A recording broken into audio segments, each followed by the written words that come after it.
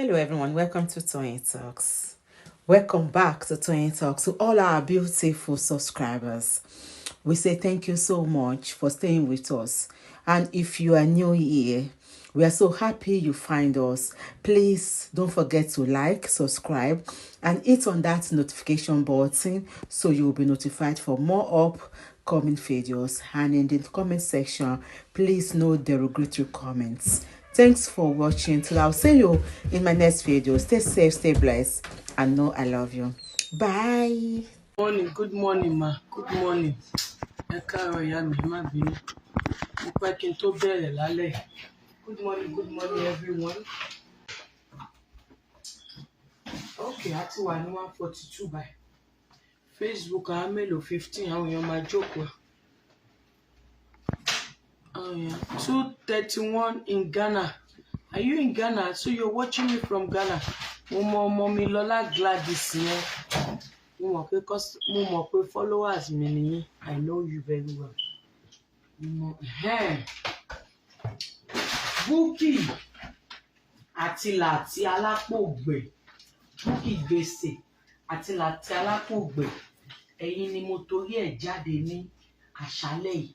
Ká ní kò sí gbogbo wèrè tẹ́ ṣe látàárọ̀ yẹn ni. Màá rọra ṣáwà. Ṣóyè yìí màá wọ bẹ́ẹ̀dì màá lọ sùn fẹ́lẹ́ dá mi.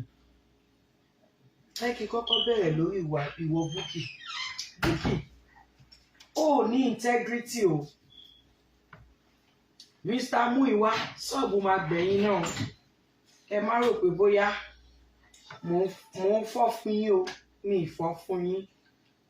Ọlọ́run mi ì fọ́ fún yín. Because kò yẹ kéèyàn fi yàn joyè àwòdì kó má lè gbẹ́dìyẹ. Kò dẹ̀rù báwo lọ ṣe máa ń pòwe náà.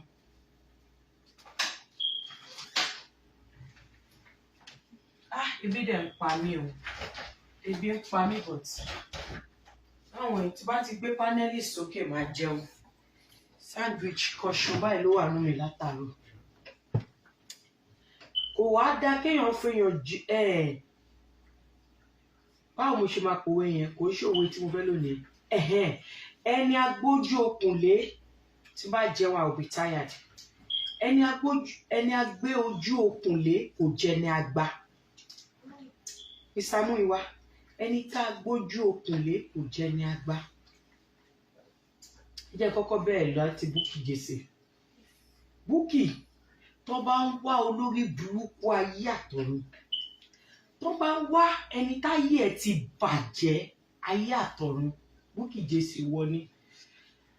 Tó bá ń gbọ́ ẹni tí tiẹ̀ ti jóná kò ní kó ná mọ́ ti wá. Allahu Muhammad, Allahu Muhammad, Allahu Muhammad, Allahu Muhammad. Gbogbo ẹni tí tiẹ̀ ti jóná kò ní kó ná mọ́ ti wá. Gbogbo ẹni tí tiẹ̀ ti jóná kò mo jí níran. Kí lélẹ̀ tẹ sẹ́ndì? Ẹ sẹ́ndì emoji tí mo mọ̀ kí tó ṣáyín blọ́ọ̀kì. Allahu Muhammad, Allahu Muhammad, Allahu Muhammad, Allahu Muhammad. Gbogbo ẹni tí tiẹ̀ ti jóná kò ní kó ná mọ́ ti wá. Gbogbo ẹni tí tiẹ̀ ti jóná wàláì kò ní kó ná mọ́ ti wá. Bukki wàláì ayé ẹ bàjẹ́ látayé lọ́dọ̀ọ̀run. Ayé ẹ bàjẹ́ báyìí láti ayé lọ dé sánmọ̀. Olórí burúkú ẹ̀dá pátápátá òun ní Bukki jèsè. So ìwọ mọ gbogbo eléyìí tẹ́lẹ̀. Ṣé ló ń fọ́ fún Bukki ni?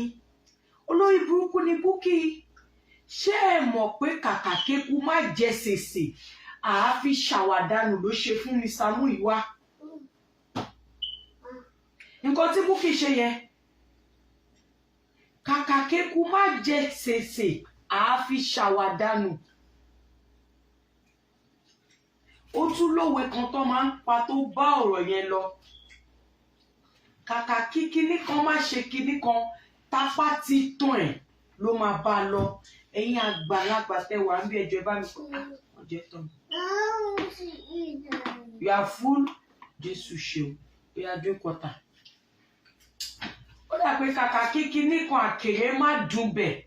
Apá ti tọ́ ẹ̀ ló máa lọ sí. Ẹ má lọ gọ́ o. Tẹ́ ẹ bá wá ikú tó ń pa ni. Ikú gangan Bukki Jesse ni. So ọmọ gbogbo eléyìí tẹ́lẹ̀. Ó dẹ̀ ń pariwo bọ̀dá Ayọ̀. Ọmọ gbogbo eléyìí tẹ́lẹ̀ ló ń sọ fún bọ̀dá Muyiwa ikú gangan straight bullet. Good evening my brother. Ló ń sọ fún bọ̀dá Muyiwa pé wọ́n kúrò lọ́dọ̀ láti alápògbẹ́. Ṣọmọkẹ́ last week, if I'm not mistaken, last week ló ṣe ń sọ fún bọ̀dá Muyiwa pé kó kúrò lọ́dọ̀ láti alápògbẹ́. Ó dẹ̀ mọ gbogbo eléyìí. Ẹjọ́ tí Bukki bá ṣe ń bọ́ta tó ń gbé àṣírí síta, ẹ jẹ́ ká máa wọ̀n ní èpè. Tí Bukki bá ṣe ń gbé àṣírí síta ní ká máa wọ̀n lépè. Tó bá yẹ pé mi ò bá bàbá sọ̀rọ̀, ǹjẹ́ a máa wà níbi tá a wà yìí ṣá? Tó bá yẹ pé mi ò pe bàbá ń jọ yẹn kí bàbá blọ́ọ̀kù mi, ǹjẹ́ a máa wà níbi tá a wà ní wákàtí ọ̀wọ̀ yìí? Ǹjẹ́ gbogbo àṣírí tó máa tú ṣá? Torí ẹjọ́ ẹ bá mi pa water, go and play. Scared of kidding. Go. Ojuju, come out. No. Ojuju inside the phone, come out. Yeah, go. Yo. Jordan, Jaukia man. Mama, it's not funny like that. Share your money. You're tired. When you finish your food, you get more energy. Nígbà tó ní ó wá jẹun ló tired. Tí bá mú ẹ bẹ́ẹ̀ yẹn, we are going to eat with daddy. I take fish. Daddy have fish. No, I'm not talking to you. You see that. Aduke, you go and eat with daddy. Now, start eating now. Or else you get in super big trouble. When you walk, ojo ya lẹ́nu má jẹun. O bá kejú bẹ́ẹ̀ lọ. O máa jó jẹ yẹn kó tó kúrò bẹ́ẹ̀. Bá jẹ́ àwọn jẹkújẹ yẹn, àwọn bíi Cheerios, Cocoa Pops, o máa sáré kó jẹ. Wọ́n bá ń wá ẹni ibi tí pọnmọ́re balùwẹ̀. Bukki Jesse ìwọ ni number 1. So you knew all this. Can you stop that? Can you stop? Like right now. And eat your food.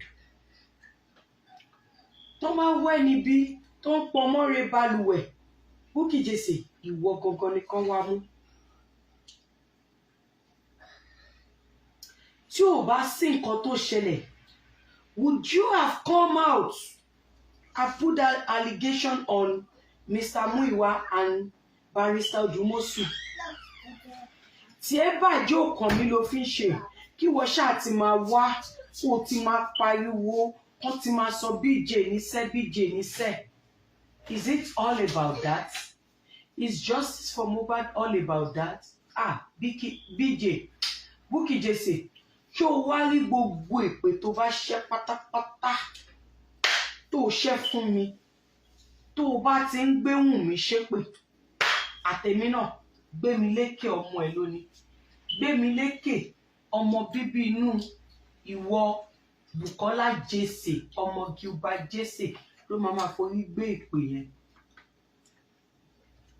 Because ẹni èpè, ẹni ègún, ẹni kọ̀sílẹ̀ ni ẹ́.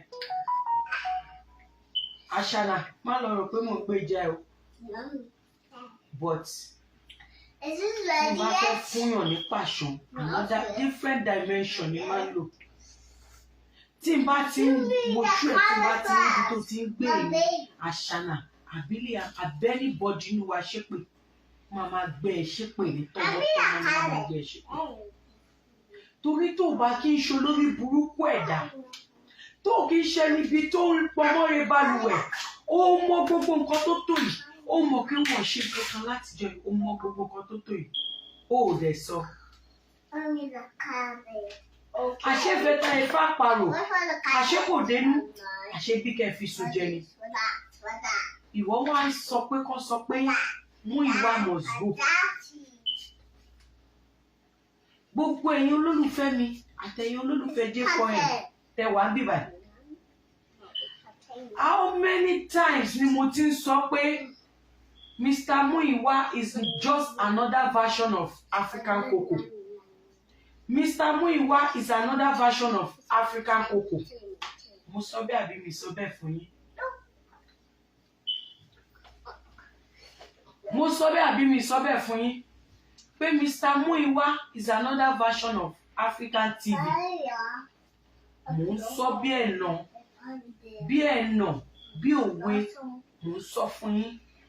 Mo ní kẹ́ ẹ lọ wo bàbá mi nítorí pé ẹ pè mí ní Karimo TikTok abẹ́ bọ́ta ẹ wá sọ̀rọ̀ sí mi. Ìyẹn ò ní kí n má sọ òótọ́ ọ̀rọ̀. Ṣóyé yín? Ṣùgbọ́n tó bá ní kéèyàn tọwọ́ bọ náà kò yẹ kẹ́ máa tọwọ́ bọ náà gbogbo gbà. Èmi ò dẹ̀ ṣe justice for Baba Mohbad o. Justice for Mohbad ni mo ń ṣe. So mi lè sọ pé kẹ́ ẹ wo nǹkan kẹ́ bẹ́ẹ̀ tí ẹ̀ náà ṣe ń bínú náà mi lè sọ pé kẹ́ ẹ wo gbogbo nǹkan tí mo ti ṣe towards justice for Mohbad. Tẹ́yìn ò bá dúpẹ́ tẹ́ ẹ̀ bá yìn mí lọ́gọ̀ ọ̀nù Mohbad á dúpẹ́ lọ́wọ́ mi. Ọlọ́run ọba tó dẹ̀ dá gbogbo wa á san mí lẹ́san. So mi bẹ lọ́hùn mi ò tọrọ thank you látọ̀dọ̀ tí yín bàbá. But I will still say it as it is. Mo tún sọ fún yín mo ní ẹran westo tàbá rí fá. Tẹ bá rántí ọ̀rọ̀ mi o, mo ní ẹran westo àtàrí fá àwọn méjèèjì ẹni kan máa lọ yẹ bàbá wò lóòrèkóòrè pé nínú pé wọ́n jókòó ti bàbá àwọn ọ̀rọ̀ kan á ṣe bí ọ̀rọ̀ àwọn kọ́ọ̀lù kan á wọlé tó jẹ́ pé bàbá lè má fẹ́ gbé tán wá ní àbàbá ẹgbẹ́ kọ̀ yín náà. Nínú àwọn conversation yẹn á ta sáwọn guys yẹn létí. Wọ́n á lè wá fún ẹ̀yin kankan lábọ̀ pé bàbá yẹn ti há o. Mo sọ bí àbẹ mi sọ bẹ́ẹ̀ fún yín. Ẹ kọ́rọ̀ mi dànù. Mo tún sọ pé kó gbé bàbá sí mọ́tò. Kó fi style ṣe bí pé bàbá ẹ jẹ́ ká ṣe fàájì kíkọ́ lọ jẹ pepper soup kí ẹ fún wọn lọ́wọ́ kó lọ ṣe fàájì. Nínú àwọn ọ̀rọ̀ kọ̀ọ̀kan á jáde ibi tán ti ṣe fàájì. Mo sọ fún yín àbí mi sọ fún yín. Mo tún wá sọ débi pé mo sì lè vouch fàrífà bọ̀ westo ní time yẹn mo ní westo ń fluctuate. Mi tí mọ ibi tí westo tó sí. Mo sọ bí ikú gangan mo fẹ́ padà fi ń ṣe moderator yín dà. Mo fẹ́ padà fi ń ṣe moderator mo ti gbàgbé. Mo fẹ́ ká join la èmi ò mọ bó ṣe ń fèèyàn ṣe moderator láì ṣe pé ẹni náà join láì. Ẹ jẹ́ kí n fi ń ṣe moderator. Ṣẹ́ṣì wá ń bí ṣá. Ṣẹ́ṣì wá ń bí. Kí ló ń ṣọmọ yìí náà? Ó tọ̀rọ̀ ni mò ń sọ kókó rẹ̀ lọ kó má disturb mi. Ṣẹ́ṣì wá ń bí tẹ bá ṣì wá ń bí ẹ comment mo ti dá yín padà sí moderator. Pin máyà mú bọ̀. Ṣẹ́gẹ̀t. Mo sọ fún yín. Mo ní ẹ má fi bàbá yẹn sílẹ̀. Mo ní because Mr. Muyiwa is another version of African Coco, which is African TV. Kí ló ń ṣọmọ ìná? Kí ló ń ṣe ìyá Jẹ̀bú náà? Ìyá Sango. Ìyá go and eat with daddy. Go and eat with Ade. Go and eat with Ade. Tí o bá jẹ. What's his name? Daddy. His name is Ade too now. No way. What do you mean no way? I call him Ade. No. You call him Daddy. No. So what's his name? His name is Daddy. But I call him Ade. Hey, Ogade. Hey, Jordan sold you. Oh yeah, let me see your plates. You know you didn't touch that food. I eat some more before you go to bed. So you go there for illusion swabby. Mo sọ gbogbo ẹ̀ títí. Ǹjẹ́ ẹ ti ẹ gbìyànjú? Ǹjẹ́ ẹ gbìyànjú láti lọ yẹ bàbá yẹn wò nígbà tí mo sọ̀rọ̀ yẹn ṣá? Mi rò pé gbégbèsè yẹn o. Please, Kí ló dé tí? Why can't you call a spade a spade? 6, 7, 6. Oh, wow, Daddy finishes. Tell Daddy thank you. Say, Daddy, thank you for finishing your food. Mama Ranjeto. Binti Laye, welcome, jàre. Mo sọ gbogbo ẹ̀ fún yín títí. Kò ṣe lè kọ́rọ̀ mi dànù. Ṣé rí tí nǹkan bá ṣe wá ni mo ṣe máa ń sọ fún yín lọ́wọ́n ọba. Ó dẹ̀ máa ń rí bẹ́ẹ̀. Bọ̀ ẹ máa ń kó ọ̀pọ̀lọpọ̀ ọ̀rọ̀ mi, ẹ máa ń kó dànù. Ọ̀pọ̀lọpọ̀ ọ̀rọ̀ tí bá sọ fún yín, ẹ máa ń kó dànù. Mr. Yomi, good morning, jàre. Fóònù mi kú lẹ́ẹ̀kan yẹn ni mo ṣe ń charge mi. Ẹ máa ń kó ọ̀rọ̀ mi dànù ọ̀pọ̀lọpọ̀ ọ̀rọ̀ tí bá sọ fún yín. Èwo làwọn ọ̀rọ̀ mi tí mo sọ tí ò wá sí ìmúṣẹ? Èwo làwọn ọ̀rọ̀ tí mo sọ fún yín tẹ́lẹ̀ kó dànù? Kí ló dé tẹ́lẹ̀ call a spade a spade? Àbórí Bukki fẹ́ burú ni àbí kò fẹ́ da fún Bukki ni? Àbí gbogbo ọ̀rọ̀ díran Jésè fẹ́ ṣorí burúkú dànù ni? Kí ló dé tẹ́lẹ̀ sọ pé 0 to Bukki Jésè? Kí ló dé tẹ́lẹ̀ fèsì bàbá Mohbad tí bàbá Mohbad bá insist pé Bukki Jésè gbọ́dọ̀ wà nínú J4M? Let me tell you something. Kò ń ṣe ti pé bóyá mo kórìíra Bukki, ẹgbẹ́ yẹn ti sẹ́gbẹ́ kan. Tí yálà ìyá ẹ̀ bá wá fún mi, màá wá fún pọ̀rí, máa pọ̀pọ̀ yálà ìyá ẹ̀. But I'm telling you the fact right now. Ẹ 0 Bukki Jésè pátápátá nínú justice for Mohbad. Ẹ 0 ẹ̀. Bukki Jésè need to go away from justice for Mohbad. Kẹ́ lè rí justice. Kò ń ṣe torí kò sí, there is nothing like second time. Bukki ti wà compromise. Bukki ò wá justice.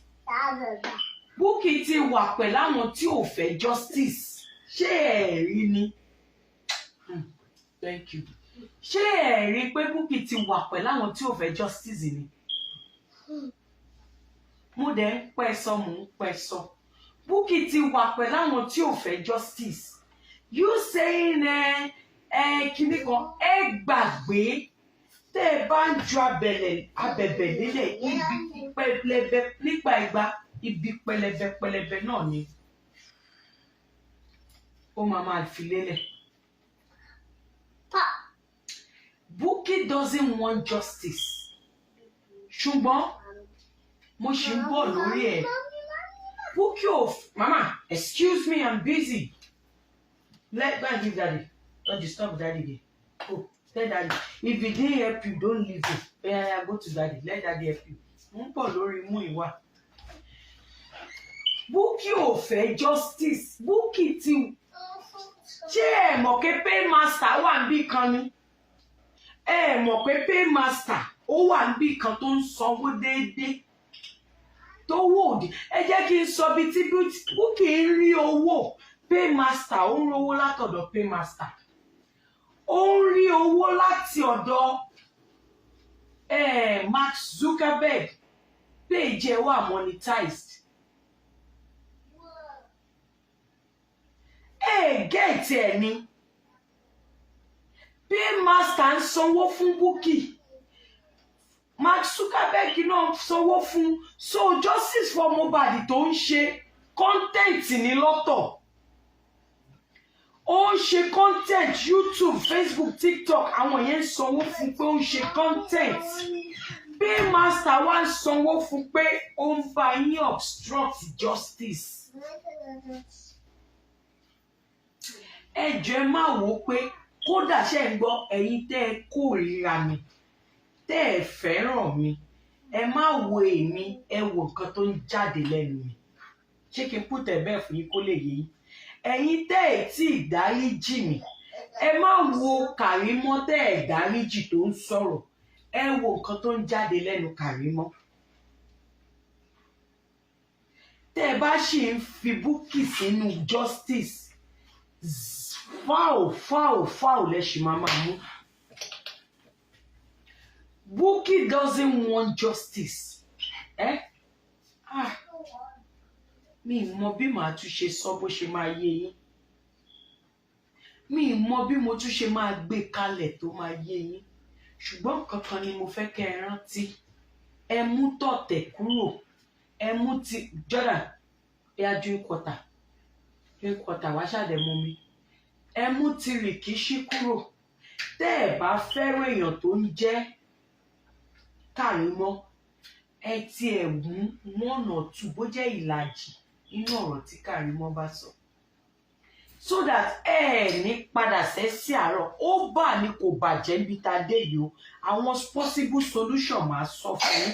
Tẹ́ ẹ bá sọ pé ẹnu mi rùn pé ta lọmọ kékeré tó ń sọ̀rọ̀ yìí. Wàláì ó bà ní kò bàjẹ́. Àmọ́ kẹ́ ẹ tó lè tẹ̀síwájú tí Bukki bá ń ṣe show for justice for Mohbad. Ẹ kọ́kọ́ sọ pé ẹ fẹ́ Bukki. Ẹ kọ́kọ́ eradicate èèyàn tó ń jẹ́ Bukki. Àìjẹ́ bẹ́ẹ̀, you have reasons to eradicate Bukki. Do you know why? Bukki know this so much and she still knew a lot. Bukki knew a lot and she's not saying anything. Bukki knows so much. Bukki ò dẹ̀ sàn kankan. Tí ò bá ṣe pé Mr. Muyiwa ṣe nǹkan tó ṣe tó wọ́zọ̀rọ̀ mi, Bukki ò ní sọ̀rọ̀. Tí ò bá ṣe pé barrister Odumosun spoke to Baba on my behalf, Bukki will not say anything. Bukki will still say Bodayo, barrister. Àmọ́ Bukki fẹ́ ṣe Kakaki kú má jẹ Sese. No, owó yẹn gan ò bá nǹkan tó ṣẹlẹ̀ mu. Nǹkan tí Bukki fẹ́ ṣe ni pé bọ̀dá ayọ̀ àyà máa kú ẹ o. Èmi pàṣẹ ìwọ ń rọ. Nǹkan tí Bukki ṣe sì nìyẹn fún Mr. Muyiwa. Pé èmi Bukki Jesse ń pàṣẹ ìwọ wá ń fọwọ́ rọ. Èmi ní bàbá ò gbọdọ̀ gbé aago Karimo. Ìwọ wá ní kí bàbá gbé. Nǹkan tó bá ọ̀rọ̀ yẹn lọ nìyẹn o. Barrister Odumosun, èmi Bukki gbèsè ní bàbá ò gbọdọ̀ gbé kọ́ Karimo. Ìwọ wá lórí láyà. Ṣé torí o jẹ́ barrister, o wá sọ pé kí bàbá gbé. Ẹni tó bá wá ní kí la máa ṣe, àá wá fi nǹkan tá a lè ṣe àá wá fi wọ̀n. Nǹkan tí Bukki ṣe nìyẹn tó wá boomerang mọ́ Bukki lọ́wọ́. Bukki fẹ́ discipline àwọn méjèèjì torí pé wọ́n fọwọ́ pa idà ẹ̀ lójú. Nǹkan tó ṣe nìyẹn o. Torí wọ́n kàn rọra fọwọ́ pa idà Bukki lójú fẹ́rẹ́fẹ́. Ni Bukki ṣe nǹkan tó ṣe yẹn o.